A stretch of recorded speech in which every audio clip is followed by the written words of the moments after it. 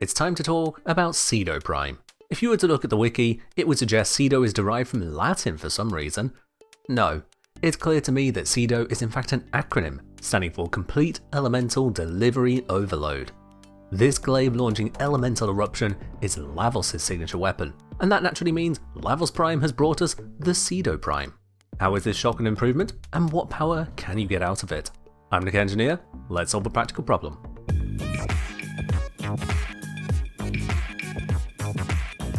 Like all primes, you can get it from opening the right relics. Search your relic console in-game for Cedo Prime to find which relics it's in and farm them out using the methods outlined in my relic farming guide.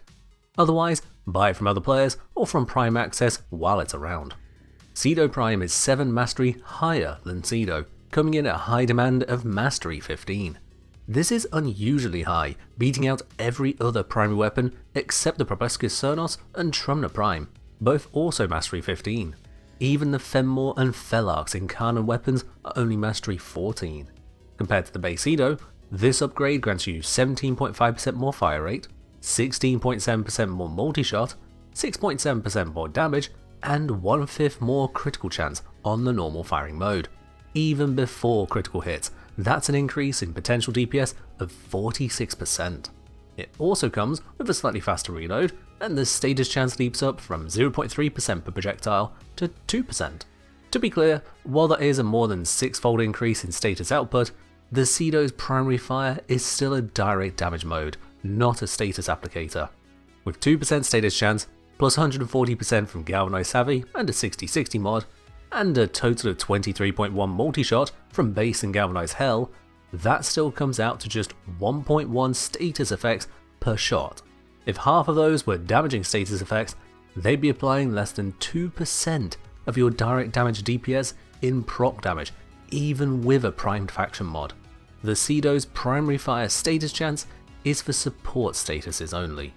Lastly on the changes, there's the secondary fire, which launches a bouncing glaive.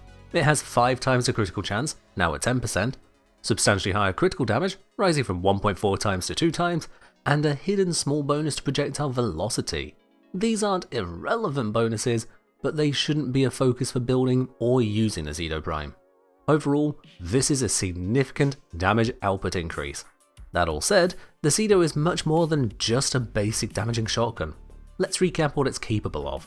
As I mentioned, it has 2 firing modes, an automatic trigger to barrage your target with a tight spread of hit scan shotgun pellets, and a semi-auto launcher sending out bouncing glaives around the room before returning to the Cedo. The secondary fire costs no ammo to use, but cannot be refired until the glaives return to the Cedo. You can expedite this by pressing secondary fire again. The automatic primary fire has a built-in condition overload effect, granting it 60% additional damage for every unique status effect on the target when hit. This effect updates even during the shot, such that if the first pellet applies a new status effect, all remaining pellets in the same shot will be buffed accordingly. That 60% damage per status effect works exactly like, and is additive to, the bonus from Galvanized Savvy. Despite being additive, the bonus is so strong for both the passive and the mod that combining them is completely worth it. This damage bonus is also additive to both pure damage bonuses, like Point Blank, and strangely, the Eclipse ability. For that reason, both of those should be avoided when using a Cedo. A non-Mirage Eclipse would need 467% strength to match the damage increase gained by just 1 additional status effect on a target when using Cedo and Galvanized Savvy. Eclipse on Mirage is more effective, but it's still an additive letdown. Perhaps even more curious, the passive and Savvy bonuses are additive with the fall-off penalty on shotguns, while pure damage and Eclipse bonuses are multiplicative with them. To elaborate, shotgun fall-off is where your damage is reduced due to firing at long range. The fall-off listed in the Arsenal UI is composed of 2 ranges. The first range, 26 meters on Cedo Prime, is a range up to which no damage is lost over distance. Between the 2 ranges, the damage scales down linearly to a minimum threshold.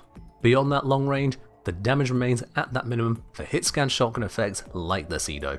The Cedo Prime long range applies a 97% penalty to damage, reducing it from 32 base damage to just 1 damage.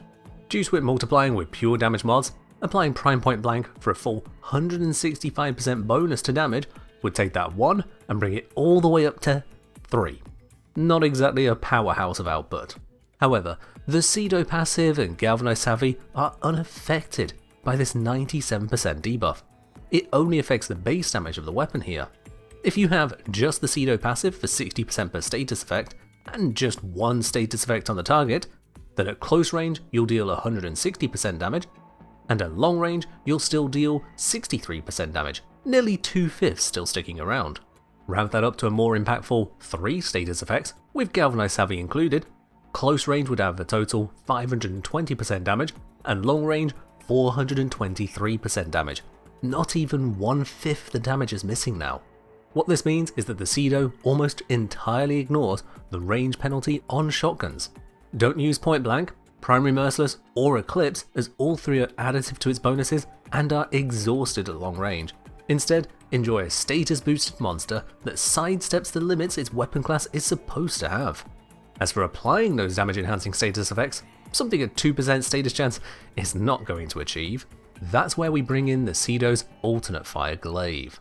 This softly homing projectile has a direct hit and radial explosion, exploding on contact with an enemy or a surface with every bounce, applying status effects in a particularly Lavosian manner. The direct hit functions normally enough, gaining extra damage from applied status effects just like the normal mode. It comes with pure slash damage innately and a base 50% status chance. As the base damage is 20 and a multi-shot of 1, this is 11 times weaker than the normal attack even before crits, but can still be a threat to weaker enemies or low-level missions. The elemental overkill comes from the glaive explosion. It has a fixed 100% status chance on the explosion, regardless of modding, applying any one of the explosion's modded elements. Here, Blast is the only innate damage type. So if you modded it for plus 200% viral, giving you 2/3 viral and 1/3 blast, then the glaive will apply 1 viral proc 2/3 of the time, or 1 blast proc 1/3 of the time, regardless of your status chance. In addition, the explosion also applies one of the 4 basic elements, heat, cold, electric or toxin, regardless of your modding. Both of these status effects apply to all enemies in the 6-meter radius, each with the status effect rolled individually. If the Cedo has modded multi-shot, multiple glaives are launched with their own trajectories, each applying their own status effects, rapidly drenching an area in status overload. The glaive damage is a paltry 10 at base.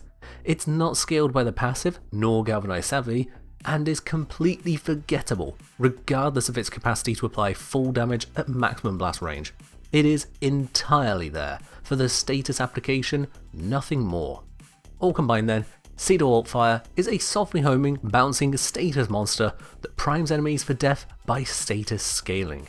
You can achieve that with the Cedo itself, including bypassing long range fall off, or you can do it with a similarly condition overloaded weapon, be it your secondary or melee.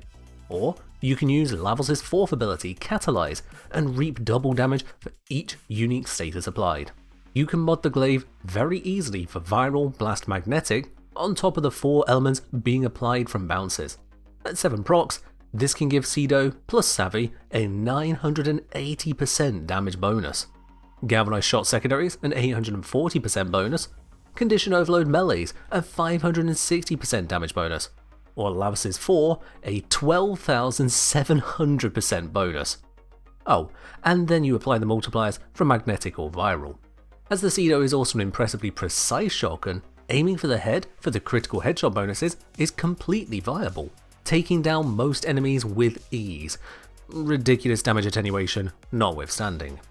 I'm going to give you just 2 builds for the Cedo because quite frankly, 2 builds are all it needs. You can do a little elemental switcheroo as required for your chosen mission.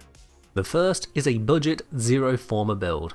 This is already an effective setup, able to utilize all of the Cedo's capacity for destruction.